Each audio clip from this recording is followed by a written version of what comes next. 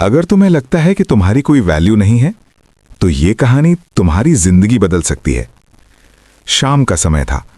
सूरज धीरे धीरे आसमान से नीचे उतर रहा था। उसकी हल्की नारंगी रोशनी पूरे गांव को एक शांत रंग में रंग रही थी। हवा में मिट्टी की खुशबू थी और दूर मंदिर की घंटी की आवाज एक सुकून का एहसास दे रही थी। लेकिन उसी सुकून के बीच एक घर ऐसा था जहां अंदर सब कुछ शांत नहीं था। उस घर के दरवाजे पर खड़े थे रमेश जी। उनकी आंखें बार बार सड़क की तरफ जा रही थी, जैसे वो किसी का इंतजार कर रहे हों। और वो कोई और नहीं, उनका बेटा था, अर्जुन। अर्जुन 18 साल का, ऊर्जा से भरा हुआ, लेकिन दिशा के बिना। उसके अंदर सपने तो बहुत थे, लेकिन उन्हें पूरा करने की कोई योजना नहीं, कोई फोकस नहीं। उसकी जिंदगी का एक ही पैटर्न था, सुबह देर से उठना, दिन भर मोबाइल में लगे रहना, दोस्तों के साथ घूमना और हर जिम्मेदारी से दूर भागना। रमेश जी ये सब रोज देखते थे और हर दिन उनके दिल में एक ही सवाल उठता था, क्या यही उसका भविष्य है? दरवाजा धीरे से खुला। अर्जुन अंदर आया, कानों में ईयरफोन, हाथ में मोबाइल, चेहरे पर कोई चिंता नहीं। कहाँ था तू? रमेश जी की आवाज में गुस्सा नहीं था, लेकिन एक दर्द जरूर था। बस दोस्तों के साथ, अर्जुन ने बिना उनकी तरफ देखे जवाब दिया। हर रोज यही, तुझे समझ में क्यों नहीं आता? अर्जुन अब चिढ़ चुका था। उसने ईयरफोन निकाले और थोड़ी तेज आवाज में बोला, पापा प्लीज लेक्चर मत दीजिए। ये शब्द जैसे सीधे दिल में लगे। रमेश जी कुछ पल चुप रहे, फिर बिना कुछ कहे धीरे से अंदर चले गए। उस रात घर में सब सो गए, लेकिन रमेश जी नहीं सो पाए। वो अपने कमरे में बैठे रहे, छत की तरफ देखते हुए, जैसे कोई गहरी सोच में डूबे हों। उन्हें अपने बेटे का भविष्य दिख रहा था, लेकिन वो रास्ता नहीं दिख रहा था जिससे वो उसे सही दिशा दे सकें। और तभी उनके दिमाग में एक ख्याल आया। सुबह की पहली किरण खिड़की से अंदर आई। पक्षियों की आवाज गूंज रही थी। रमेश जी उठे और सीधे अपने पुराने लकड़ी के संदूक के पास गए। उस संदूक में उनकी जिंदगी की यादें थीं, पुरानी तस्वीरें, कुछ कागज और कुछ खास चीजें। उन्होंने धीरे से उसे खोला और अंदर से एक छोटी सी पुरानी पॉकेट वॉच निकाली।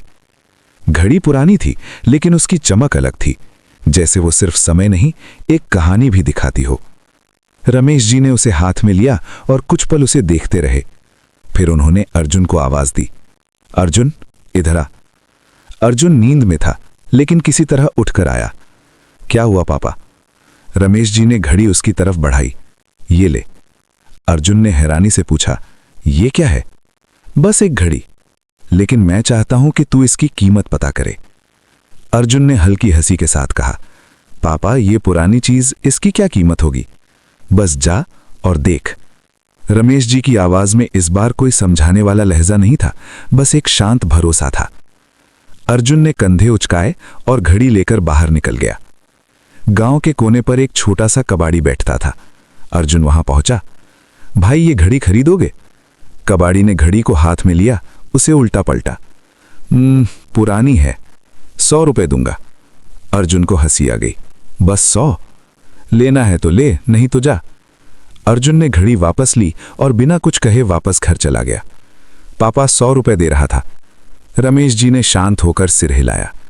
ठीक है, अब इसे घड़ी की दुकान पर ले जा। शहर की एक छोटी सी दुकान, जहां अलग अलग तरह की घड़ियां रखी थीं। अर्जुन अंदर गया। सर ये घड़ी खरीदेंगे? दुकानदार ने घड़ी को ध्यान से देखा। उसकी आंखों में थोड़ी दिलचस्पी दिखी। ये पुरानी है, लेकिन खराब नहीं। मैं 1000 रुपए दे सकता हूं। अब अर्जुन चौंक गया। 1000? अब उसके चेहरे पर हल्की गंभीरता थी। वो तुरंत घर लौटा। पापा इस बार 1000 रुपए। रमेश जी मुस्कुराए। अच्छा, अब एक आखिरी जगह जा। शहर में एक एंटीक शॉप है, वहां ले जा। अब अर्जुन क्यूरियस हो चुका था। वो एंटीक शॉप पहुंचा। वहां माहौल अलग था। पुरानी चीजों की खुशबू, दीवारों पर इतिहास टंगा हुआ। काउंटर के पीछे एक बूढ़ा आदमी बैठा था। सर ये घड़ी देखिए। जैसे ही उसने घड़ी देखी, उसकी आंखें चमक उठी। ये तुम्हें कहाँ मिली? अर्जुन थोड़ा घबरा गया। बस घर पर थी। बूढ़ा आदमी खड़ा हो गया। ये बहुत रेयर पीस है, मैं इसके लिए 1 लाख रुपए देने को तैयार हूं। अर्जुन के दिल की धड़कन तेज हो गई, उसके हाथ कांप रहे थे। 1 लाख? उसने तुरंत घड़ी वापस ली और भागता हुआ घर की तरफ दौड़ा। पापा, पापा, अर्जुन जोर से चिल्लाया। 1 लाख रुपए दे रहा है। उसकी आवाज में एक्साइटमेंट थी, हैरानी थी और थोड़ी समझ भी। रमेश जी ने उसे बैठाया। कुछ पल चुप रहे, फिर धीरे से बोले, अब समझ आया? अर्जुन चुप था। बेटा, ये घड़ी तू ही है।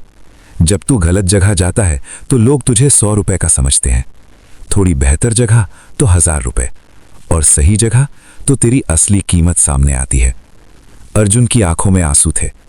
लेकिन बात सिर्फ इतनी नहीं है। समय सबसे कीमती चीज है। ये घड़ी सिर्फ तेरी कीमत नहीं बता रही, ये तुझे ये भी बता रही है कि समय की कीमत क्या होती है। अगर तू अपना समय बर्बाद करेगा तो दुनिया भी तुझे हल्के मिलेगी, और अगर तू समय की कद्र करेगा तो दुनिया तेरी कद्र करेगी। उस दिन के बाद कुछ बदल गया था। अर्जुन अब पहले जैसा नहीं रहा। वो सुबह जल्दी उठने लगा, मोबाइल कम इस्तेमाल करने लगा। उसने अपने गोल्स के बारे में सोचना शुरू किया। धीरे धीरे उसने अपने दोस्तों का सर्कल बदला, और सबसे बड़ी बात, उसने अपने समय की कीमत समझी। समय बीत गया।